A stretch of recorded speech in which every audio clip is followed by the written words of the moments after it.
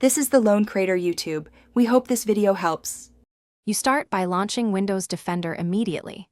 Press the Windows key, type Windows Defender, and hit Enter. Once the app opens, choose Tools and then Options so you can reach administrator controls. Make sure you are signed in with an administrator account because the toggle you need lives behind admin rights. On home editions, you may need the registry or install a third-party AV to fully disable Defender. Now proceed to the settings to change real-time protection. You now perform the disabling step. In Administrator Options, uncheck Turn on Windows Defender and click Save. That immediately stops real-time protection. If you prefer a system-wide block, run gpedit.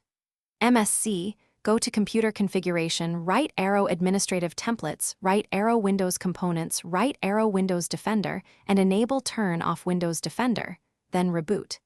If Group Policy is unavailable, plan a registry change. Create or set Disable Anti-Spyware to 1 under HKLM. Finish by rebooting the PC so policy or registry edits take effect. Once done, open Windows Defender or Action Center to confirm antivirus shows off. If Defender immediately re-enables, make sure no third-party antivirus is set to override settings and remove any new AV if necessary.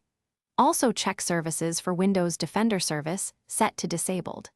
If registry or policy fails, run the change again as administrator and inspect event logs for permission errors before retrying.